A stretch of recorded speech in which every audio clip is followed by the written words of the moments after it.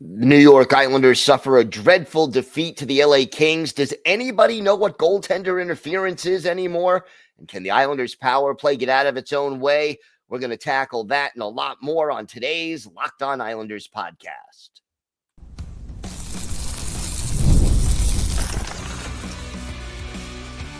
Your Locked On Islanders, your daily podcast on the New York Islanders. Part of the Locked On Podcast Network, your team every day. Welcome, everybody, to the Wednesday edition of the Locked On Islanders podcast, part of the Locked On Podcast Network, your team every day. I want to thank everyone who makes Locked On Islanders your first listen every day. Don't forget to subscribe on YouTube or wherever you listen to podcasts so you get new episodes as soon as they drop. I'm Gil Martin. I have been covering the New York Islanders for almost 2 decades, and I wrote the book Ice Wars on the history of the Islanders' rivalry with the Rangers from 1972 to the modern era. So glad you could join us today to talk a little Islanders hockey. We're going to break down the Islanders' embarrassing loss to the LA Kings, talk about goaltender interference, plus we'll have our weekly farm report on all things Bridgeport Islanders. But first, let's get to what happened last night in LA. The Islanders lose to the LA Kings 4-1. Adam Boqvist injured in the early part of the second period. He ends up having to leave the game, obviously being checked out for a concussion. No call. And it was a late hit. It was probably a headshot. And at the very least, interference could have been called an interference minor. You could have gone with a 5-minute major, but no call. And obviously, we hope Boqvist is going to be okay. But that wasn't the worst part of this game. It's not the only reason the Islanders lost, because the Islanders were not the better team, but they did have 2 goals called back due to very questionable goaltender interference calls. And the thing I have to ask at this point, does anybody, including the National Hockey League referees and front office and commissioner, can anybody clearly define what goaltender interference is? The first goal that was called back, I could see that being overturned a little bit more readily because Simon Holmstrom, while it did not appear to be intentional, he was in the crease. He did make contact with Darcy Kemper. But that one was questionable. They kind of just got a little entangled. But the second one, where Anders Lee, who scored the goal that was overturned, ended up being called for goalie interference where there was minimal contact, if any. You just have to sit there and say, what? There has to be some consistency in goaltender interference, and we have to know what it is in order to, go forward. I don't want to see a key game down the stretch, or worse yet, a playoff game decided by a goaltender interference call when nobody can seemingly define it, and the league just cannot seem to call it consistently. I don't care almost how they define it, but let's figure it out, make it clear, and be consistent about it. Because it just isn't working right now, where nobody seems to know what it is. That being said, and everydayers, I do not like to ride the officials. Those 2 overturned goals, they hurt the Islanders. Not going to lie. Would it have been different if both of them counted? Probably, yeah. But they weren't the reason the Islanders lost the hockey game. The Islanders were not the better team in this game.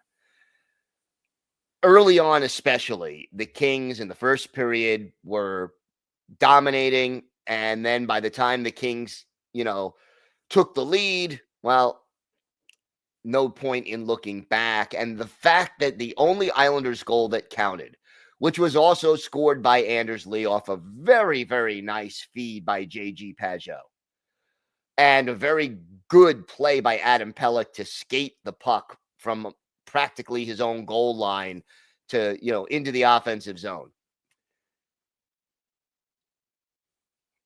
Less than a minute after that goal is scored to tie the game 1-1. The Kings answer. The Islanders, we've seen this so many times this season.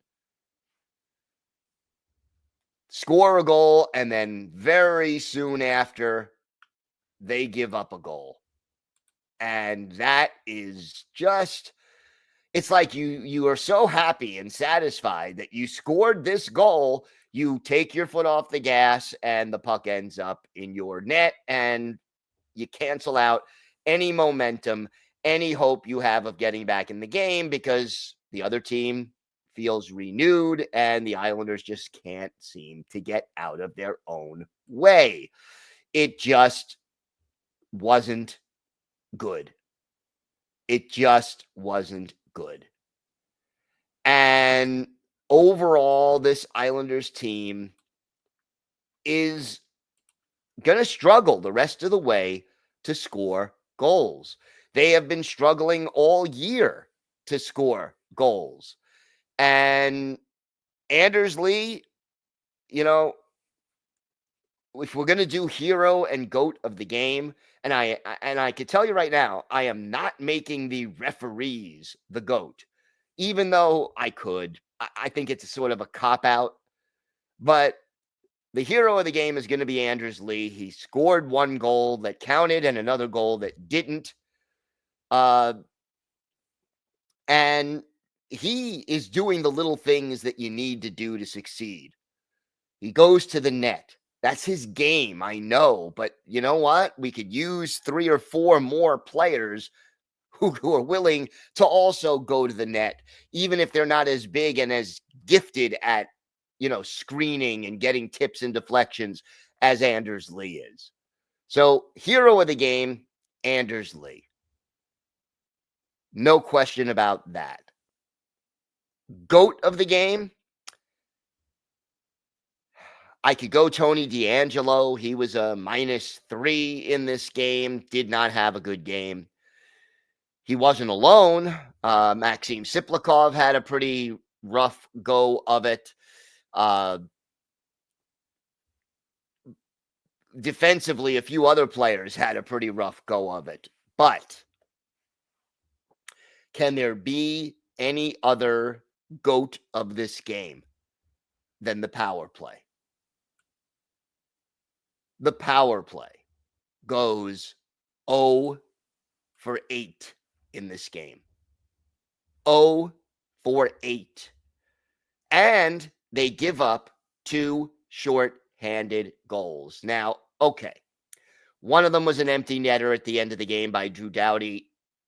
Yeah, it's technically a shorthanded goal, but it's an empty net goal. That doesn't bother me as much. And the other one really was a result of Tony DeAngelo's stick breaking, and the Kings get a breakaway and are able to cash in. But the power play,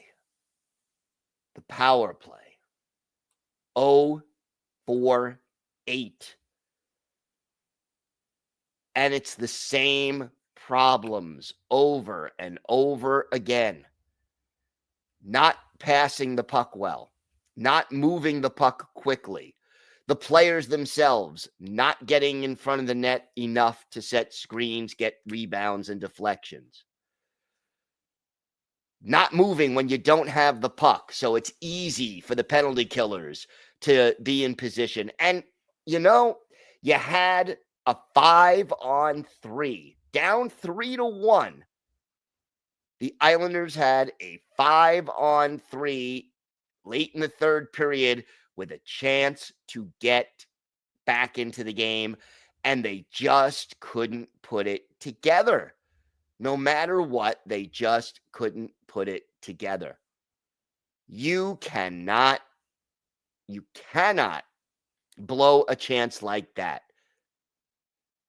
2 men are off. There's about 9 minutes left in the game, eight and a half, 8 3/4. You have a 61 second, 1 minute and 1 second, 5-on-3. You have to finish. And, the Islanders power play entered this game dead last in the league, only hitting 12.6% of their power plays. Now you add to that 0 for 8. 0 for 8. You can't. You cannot go 0 for 8 in a game. I don't care if 4 goals were called back. You cannot go 0 for 8 on the power play and think you have a chance of winning the game. It just isn't going to happen. And the Islanders, simply put, it just isn't good enough. And I know this team lacks finishers, especially with Brock Nelson no longer on the team, but you can't be this bad on the power play all year long. You just can't and expect to be a playoff team. That's not the way hockey works in the modern NHL. When your power play statistics are 0 for 8 and -2, you're losing. I'm sorry. And the Kings deserved to win this hockey game. It should have been a lot closer.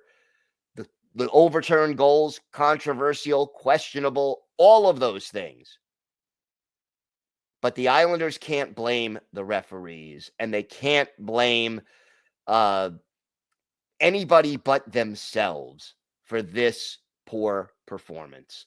And now, if you look at it, the Islanders have scored 2 goals in their last 2 games.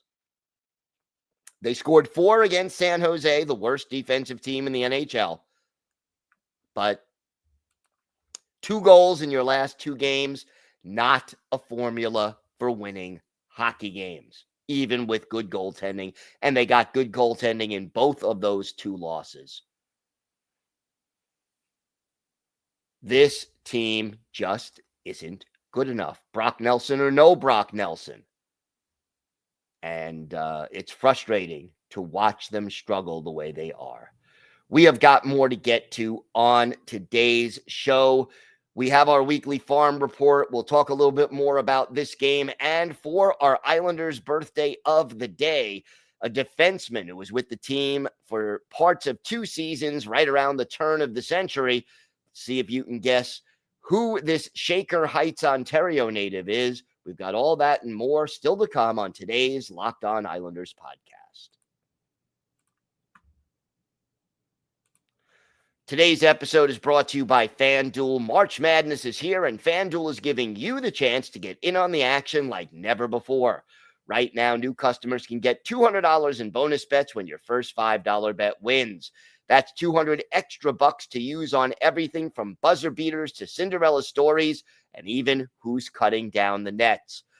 I got my eye on a few underdogs this year, and FanDuel makes it easy to back them with spreads, totals, and game props. With tournament games happening almost every day, there's always something exciting to bet on, and the FanDuel app is simple to use, and when I win, I get paid instantly. There's no waiting around. So visit FanDuel.com and get in on the college hoops action all tournament long. FanDuel.com. Check it out today.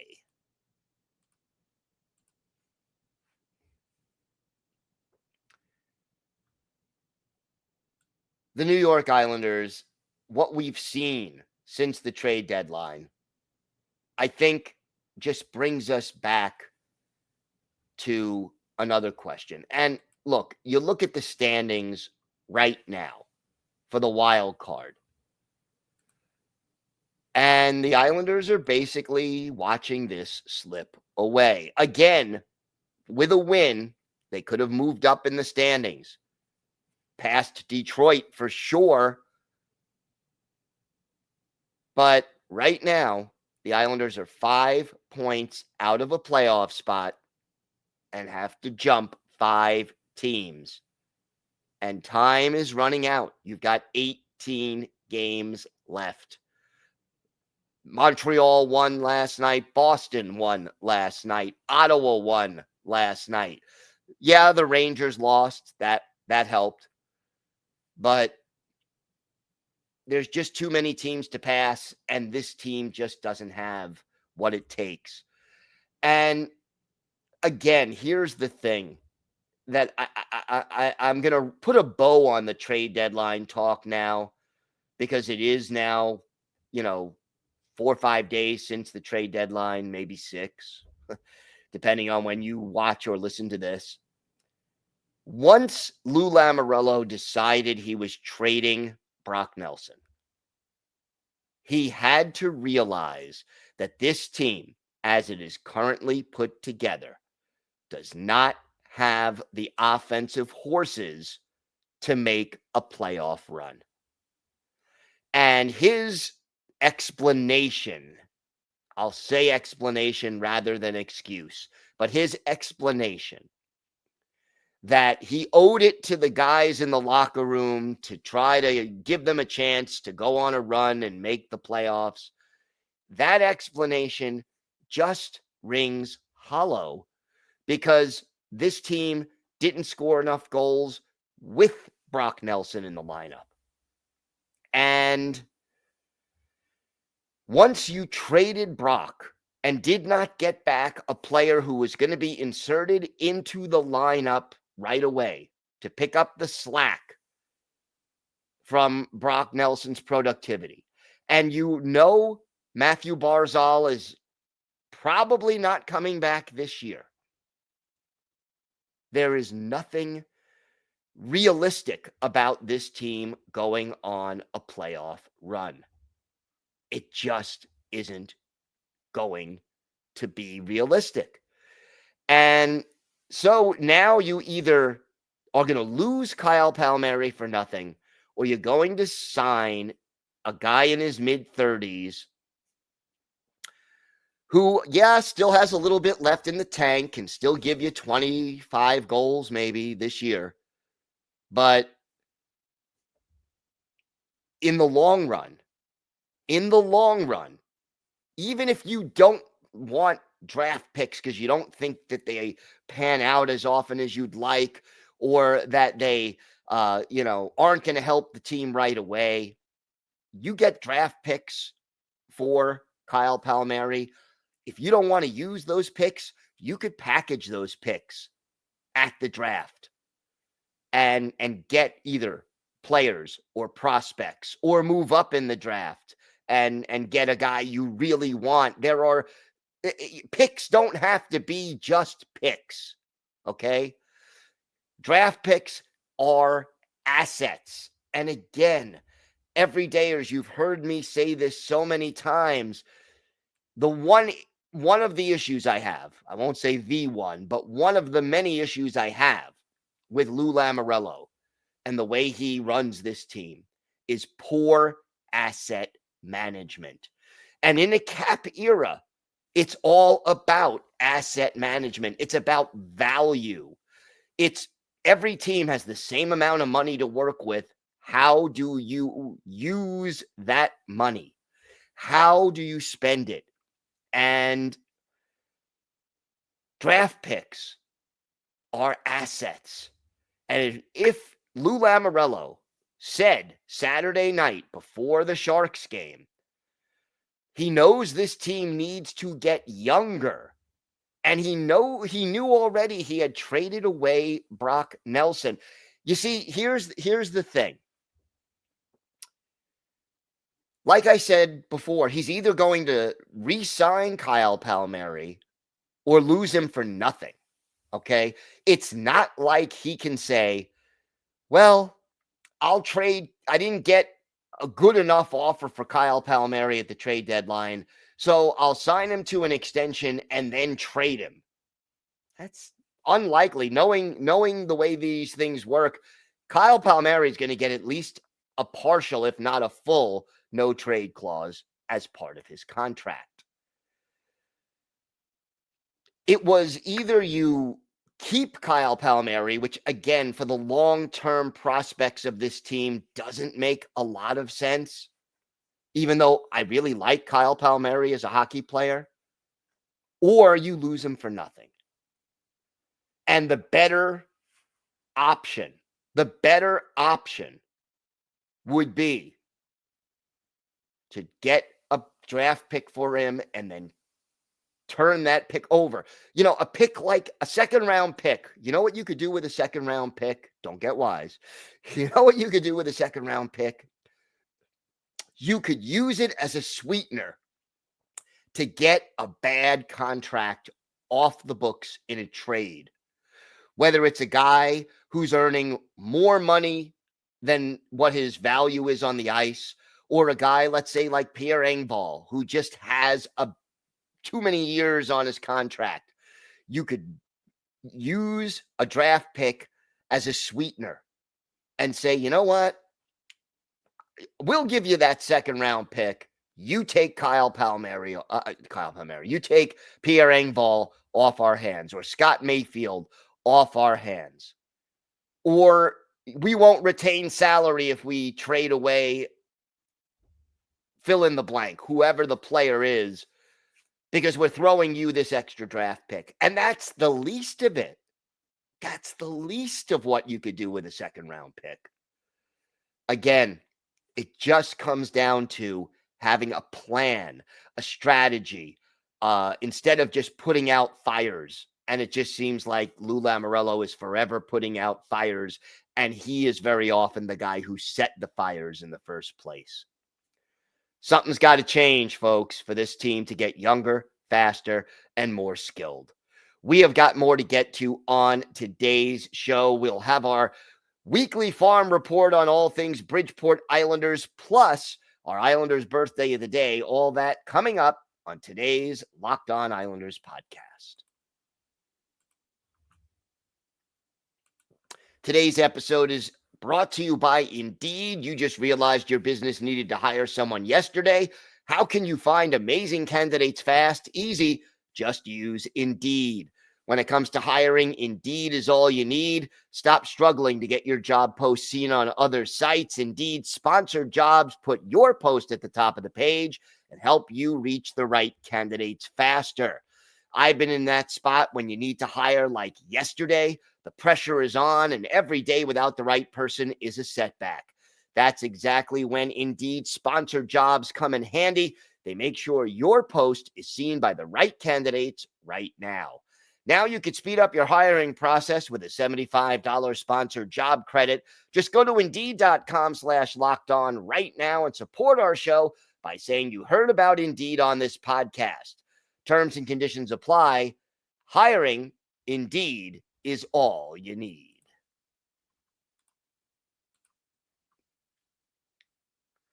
Time now for our weekly farm report as we discuss all things Bridgeport Islanders. And unfortunately, well, the story in Bridgeport hasn't changed much. 3 games last week since our last farm report, and the Islanders struggled, going 0-2-1 in those 3 games. Last Wednesday, the Bridgeport Islanders faced the Hartford Wolfpack, and William Dufour and Cam Thiesing each with a goal and an assist in the game. Alex Jeffries also scored a power play goal, but it was not enough. And the Islanders had 2 goalies, Tristan Lennox and Hunter Miska, seeing action in this game. They lose to the Wolfpack by a score of 6-3. Their next game coming on Friday, they end up facing the Toronto Marlies, and they fall in that game 3-2 in overtime. The game-winning goal scored by Jacob Quillen with 33 and a half seconds left in the extra section. Unfortunately, it just wasn't good enough for the Islanders. 3 players, though, did have a goal and an assist. Adam Beckman, who was making his Bridgeport Islanders debut after being acquired in that Dennis Cholowski trade, he got off to a good start with a goal and an assist. Sam Bolduc and Chris Terry also with 1 and 1. So that was a positive. Bolduc, by the way, that was his 5th power play goal, but it wasn't enough. And again, Henrik Tikkanen in goal and taking the loss. Then on Sunday, it was the Springfield Thunderbirds beating the Bridgeport Islanders, this time by a score of 5-2. Marshall Warren and Liam Foodie with the goals, but it wasn't enough. 2 helpers, by the way, for Chris Terry, but the Islanders fall 5-2. So it's an 0-2-1 week. Chris Terry, by far the leading scorer on the team with 54 points. In fact, he has 38 assists. That is 14 assists more than the next highest player. Brian Pinho with 21 goals to lead the team in that category. Liam Foodie, 18. But overall, this team just really struggling. In the standings right now, Bridgeport is 12, 38, and 7. That gives them 31 points in 57 games. So they are, believe it or not, 24 points behind 7th place Hartford in the Atlantic Division. They have a 272 points percentage. No other team in the AHL is below 393. So it's just been a rough go for Bridgeport all year long. They do have 3 games coming up this week. Tonight at the Laval Rocket. That's a 7 o'clock Eastern time start. And then Friday and Saturday, they will visit the Belleville Senators. Both of those games at 7 o'clock Eastern time. You could see all of those games on AHL TV as this road trip continues. But again, tough times for the Bridgeport Islanders. And hopefully, Beckman hopefully helps. But this team, they need to figure some things out because whatever they're doing, it just isn't working. Time now for our Islanders birthday of the day. Admittedly, this is a tough one. But we have the 53rd birthday coming up later this week of former Islanders defenseman Aris Bremanis. The Shaker Heights, Ontario native, 6'2", 198 pounds, a 4th-round pick of the Flyers back in 1991. Spent 2 years at Bowling Green University. Joined the Flyers for 1 game in the 93-94 season. Joined the Islanders in 1999-2000, playing 18 games, 2 goals, 3 points, and 6 penalty minutes. Played 56 games for the Islanders in 2000-2001, had 8 assists, and then played for the Ducks and the Blues before concluding his career in Switzerland and Germany. Played in only 113 career NHL games, 2 goals, 14 points, and 57 penalty minutes. One of his best games as an Islander, February 28th, 2000, Islanders hosting the Capitals at the Nassau Coliseum. Olaf Kolzig, the goalie for Washington, Roberto Luongo in between the pipes for the Isles, and our Islanders birthday of the day, Aris Bremanis. He gets his first goal as an Islander, Matthew Biron, with the only assist. It was a power play goal in the second period with future Islander Chris Simon in the penalty box. That gave the Islanders a 1-0 lead. Unfortunately, they lose this game by a final score of 3-2. 34 saves for Roberto Luongo, who kept the game close despite the fact that the Islanders were outshot 37-18. But for Aris Bremanis, he had a goal on his only shot on goal. It came on the power play, and he played 23 minutes and 10 seconds. I want to thank everyone who makes Locked On Islanders your first listen today. For your second listen, check out the Locked On NHL podcast, bringing you the daily league-wide stories that matter with the local coverage you love from Locked On. Find Locked On NHL on YouTube or wherever you listen to podcasts. It's part of the Locked On Podcast Network, your team every day. If you have a question, a comment, maybe a topic you'd like us to discuss on a future episode, email us at lockedonislanders@gmail.com. And if you leave your first name and where you're from, we're happy to mention you on the show when we discuss whatever's on your mind. You can follow the show on X at Locked On Isles, and you can follow me, Gil Martin, on X at Ice Wars, NYR vs NYI. We'll keep you up to date on all things Islanders all year long, and I am live tweeting during nearly every Islanders home and road game, so join me for some instant insight and analysis. Have a great day, everybody. Stay safe, and of course, let's go Islanders.